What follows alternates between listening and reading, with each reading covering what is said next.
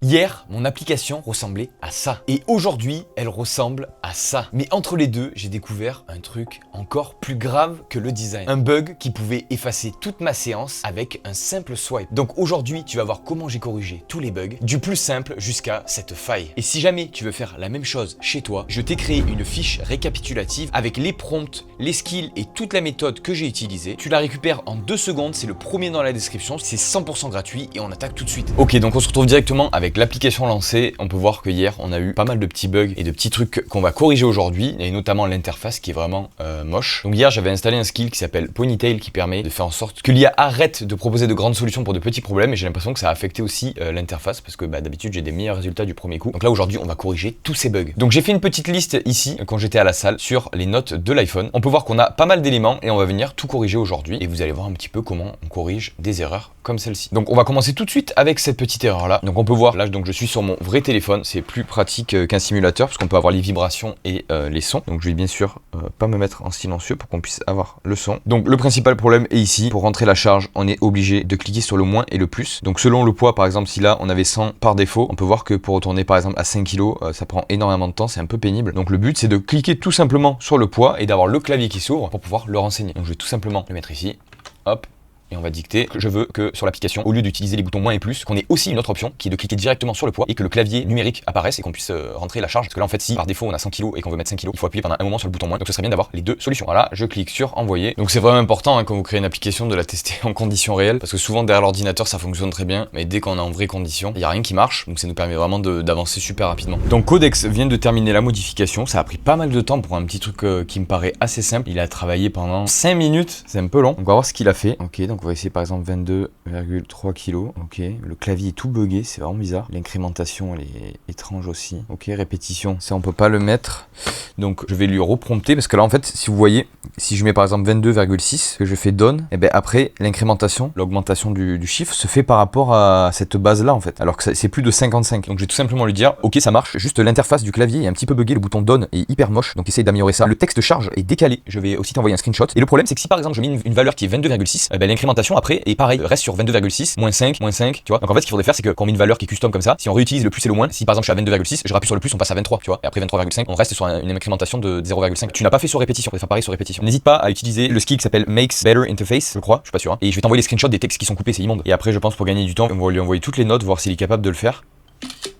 Hop, on va lui donner. Et du coup hier ce que j'ai fait c'est que juste avant d'aller me coucher, j'ai fait un audit avec Fable complet de l'application pour voir s'il y avait des bugs, voir s'il voyait des perspectives d'amélioration. Donc il m'a fait un rapport complet qui est vachement intéressant. Donc juste après les modifications avec Codex, on ira voir un petit peu ce rapport là. Enfin, on viendra tout simplement l'appliquer. Donc là il a marqué ce qui marche bien et les bugs réels, il y en a quand même pas mal. Le swipe back abandonne silencieusement la séance. Donc ça tout simplement c'est que si on est dans une séance et qu'on fait ça, et ben en fait on perd la séance complètement. Voilà, vous voyez ça c'est complètement reset ici, donc ça c'est assez grave parce que si accidentellement t'es quasiment à la fin de ta séance, tu fais ça et tu perds tout, c'est un peu chiant cette histoire. Pas reprise de séance, session fantôme. Donc si on est dans une séance et qu'on ferme l'application, si on revient, on a tout simplement perdu la séance qui est en cours. Voilà, donc il a noté plein de petites erreurs, donc il les a classées par niveau d'urgence, donc ça c'est quand même assez urgent. Fin de repos silencieux si le téléphone est verrouillé. Voilà, il a noté pas mal de trucs, donc on viendra appliquer ça après les modifications de Codex. Ok, donc on peut voir que c'est beaucoup mieux. Là on peut sélectionner, c'est quand même assez fluide, donc c'est cool. On peut mettre 102.7 par exemple, terminé, le bouton est beaucoup plus joli. On peut voir que c'est encore un petit peu décalé avec le kilo ici. Et si on appuie sur le plus, ça revient à une valeur qui est normale. Ça marche pareil pour les répétitions, donc c'est vraiment beaucoup plus pratique. Maintenant, je vais corriger les petits textes qui dépassent, les alignements, et après on passe directement aux autres erreurs. Ok, donc Codex vient de terminer. On peut voir que le texte n'est plus coupé en haut. On commence à avoir une interface qui petit à petit se construit. Je suis venu réaligner le texte avec la charge. Donc maintenant, on va tout simplement essayer de gagner un peu de temps. Je vais ouvrir un nouveau chat dans le même projet et je vais tout simplement lui copier mes notes. J'ai testé l'application en usage réel et voici un petit peu ce qui est remonté, ce que j'ai noté dans mes notes. Donc classe-les par urgence et fais-moi un petit point là-dessus pour voir ce qu'on peut améliorer. Là j'appuie sur le petit bouton stop, comme ça envoie pas direct le message et je vais pouvoir coller mes notes de suite après. Donc les deux petits points, hop, on colle les petites notes et on lui envoie tout simplement. Ok, donc j'avais oublié d'enlever le timer du repos est coupé, donc ça on peut l'enlever. Du coup il a fait un petit classement par priorité. On peut voir priorité 0, donc le plus urgent, P1 et P2. Donc petit truc qu'il y avait sur Android, sur l'application d'origine, c'est que même avec l'écran verrouillé, dès qu'on allumait le téléphone, en fait on avait directement cette vue là. Donc ça c'était assez génial, on n'avait pas besoin d'être dans l'application, mais sur iOS ce n'est pas possible. Donc on pourra éventuellement utiliser les Live Activity, Dynamic Island. Donc Live Activity, si vous avez déjà commandé sur Uber ou sur Grab, c'est tout simplement des petites cartes qui sont sur l'écran de verrouillage avec plusieurs informations, donc ça peut être sympa. Et aussi deuxième petite déception sur Android, quand le temps de repos était terminé, eh ben, on avait l'app en fait qui venait repasser devant toutes les autres et ça nous évitait de scroller sur les réseaux par exemple et de directement faire notre série, mais c'est pas possible non plus. Donc là on pourra essayer de mettre une notification, pourquoi pas. Donc là on va lui demander de corriger P0. Ok, tu peux te mettre à P0, juste ne fais pas la première qui est le timer du repos est coupé parce que ça c'est déjà corrigé. Concernant P1, je veux que tu t'implémentes. On ne peut pas voir les exercices à venir, on ne peut pas annuler ou reprogrammer un exercice, donc ça il faut que tu rajoutes sur l'interface sans avoir de scroll ces boutons là. L'exercice à la volée tu peux le laisser dans la liste de tâches mais pour beaucoup plus tard parce que c'est pas urgent. Et par contre l'écran de fin de séance ça c'est vraiment primordial parce que là quand on arrête, quand on finit notre séance, eh ben, on revient tout simplement au menu, donc des fois on peut avoir l'impression que ça n'a pas été enregistré, donc voilà, il faudrait lui mettre un petit peu des données sur sa séance, voilà, lui montrer qu'il a bien terminé. Ok, donc là je suis venu tout simplement donner le rapport que j'avais fait hier soir avec Claude à Codex pour qu'il puisse le vérifier et on en reparle un petit peu plus tard dans la vidéo. Là on peut voir que Codex a terminé parce qu'il est en train de modifier le PRD. Série terminée, c'est encore en train de se rafraîchir. Autoriser les notifications, oui, et il y a une erreur sur les notifications. Donc on verra ça après, on va juste voir si on a le petit son à la fin, donc on va réduire le temps au maximum. Donc là, ça ne fonctionne pas, tout simplement parce que je pense que mon téléphone est connecté directement au Mac, donc le son sort normalement sur l'iPhone, mais là, ça ne fonctionne pas. Donc je vais juste le débrancher, le temps de faire le petit test. On va voir si ça fonctionne. Parfait, nickel, ça fonctionne parfaitement, donc il n'y a plus de latence comme il y avait au début, où le son était décalé 5 secondes après le temps de repos, donc c'était un peu relou. Hop, on va tout simplement lui copier l'erreur qu'on a eu pour les notifications, et bah je lui envoie, pas besoin de mettre de message, je pense qu'il comprendra par lui-même. Ok, donc il me dit que la fin de séance mène maintenant sur un écran de fin, donc on va tester, je vais essayer ici de reload, donc là vous avez ce petit menu en fait de développement, là vous pouvez cliquer, vous avez plusieurs options, on va faire reload, on sait jamais, ça peut pas faire de mal. Hop, on va tester, ok, donc on a passer l'exercice par exemple, ou plus tard. Bon là du coup on n'a qu'un exercice, donc bien sûr ça ne va pas fonctionner. Passer le repos, passer le repos, passer le repos. Ok. Séance enregistrée, test, séance terminée, tes séries sont bien sauvegardées. Bon ça, c'est un peu con de mettre ça. Donc ça, ce texte, bon, je pense qu'il s'est trompé par rapport à ce que je lui avais dit. Il a trop pris au pied de la lettre, mais c'est pas grave. On a un petit écran de fin qui est sympa, retour aux séances. Ok, donc c'est pas trop mal, c'est un peu moche. Il y a des trucs à optimiser, mais pour l'instant, ça fonctionne, ça fait le taf. Donc là, il nous fait aussi les notifications. Donc on va tester, on va lancer, on va faire série terminée. Je vais réduire le repos au maximum et on va retourner sur l'écran principal. 6, 5, 4...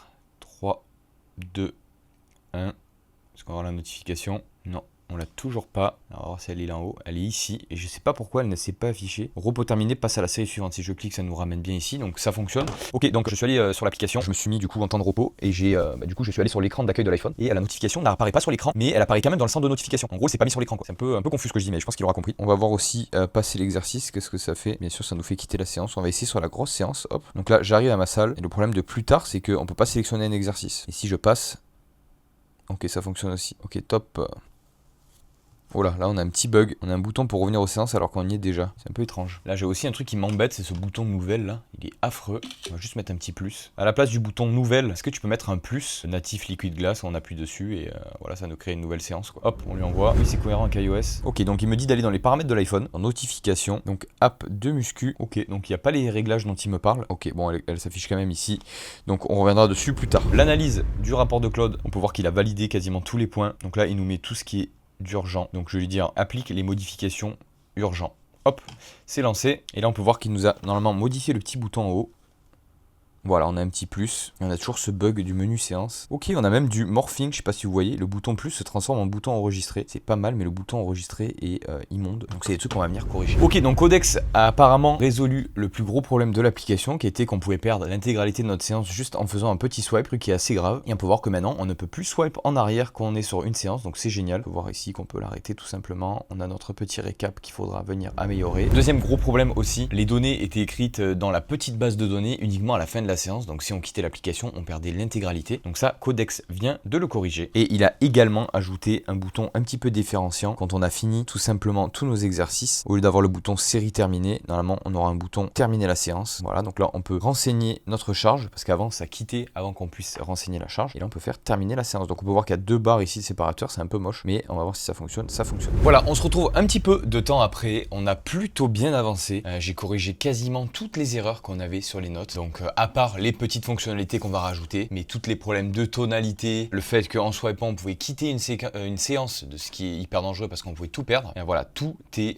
corrigé. Donc on a aussi ajouté un écran de fin de séance, je vais bien sûr tout vous montrer. On a aussi rajouté une petite navbar en bas, donc ce composant s'appelle en fait une navbar. Donc là j'ai mis, vu qu'on est sur l'iPhone, truc natif Liquid Glass qui est magnifique, j'adore vraiment cet effet, avec une petite page paramètres pour l'instant, il n'y a rien dedans mais voilà, ça viendra après. On peut voir que quand on lance une séance, voilà, on n'a plus le petit cercle qui était ici en haut, qui servait tout simplement à rien. J'ai aussi redesigné ces petits boutons, voilà, qui étaient un peu bizarres, qui étaient tout zoomés. Donc là j'ai mis des icônes qui sont vraiment propres. Donc il nous manque toujours la petite image ici qu'on va venir faire dans quelques instants, mais d'abord on va voir un petit peu la page de pause. Voilà. Donc on peut voir que maintenant on a une progress bar, donc voilà, c'est le nom de ce composant, qui nous montre notre temps de repos. On peut voir aussi que j'ai ajouté une super belle animation, moi j'adore, au décompte des chiffres, au lieu d'avoir une animation qui est simple comme ça, qui est ici un compteur de temps pour la séance. On peut voir qu'on a aussi la même animation quand on augmente les chiffres, voilà, des répétitions, mais aussi du poids. Je trouve ça vraiment incroyable. On peut venir bien sûr ici le customiser. Donc par exemple 85,7, je fais terminer. Voilà, c'est parfait. Donc voilà tout ce qu'on est venu ici régler. Les autres, c'est tout simplement de nouvelles fonctionnalités. Il ne s'agit pas de bugs. Donc là, on va venir créer les petites images juste ici. Donc on va pas venir les créer, on va venir normalement les récupérer. J'ai fait quelques recherches. On va redemander à Claude. Ok, maintenant j'aimerais mettre des images pour chaque exercice. Est-ce que tu peux me confirmer s'il existe des images libres de droit ou des API pour obtenir des images d'exercices de musculation? Voilà, dans un premier temps, pour aller rapidement, au lieu de créer toutes les images à la main, je vais tout simplement récupérer des images déjà existantes. Donc là, il est en train de rechercher. Normalement, si mes recherches étaient bonnes, il existe des bibliothèques d'images. Donc ça nous permettra de vite avoir quelque chose de fonctionnel et on pourra toujours venir les créer à l'aide de l'intelligence artificielle après. Comme ça, on pourra vraiment avoir un truc qui est 100% personnalisé. Donc voilà, Claude vient de nous faire un petit tableau comparatif. Donc il existe des API, donc des services qui nous permettent de récupérer les images pour chaque exercice. Donc on n'aura pas à faire ce travail. Bien sûr, il y a une question de droit sur les images. Donc on va prendre une licence qui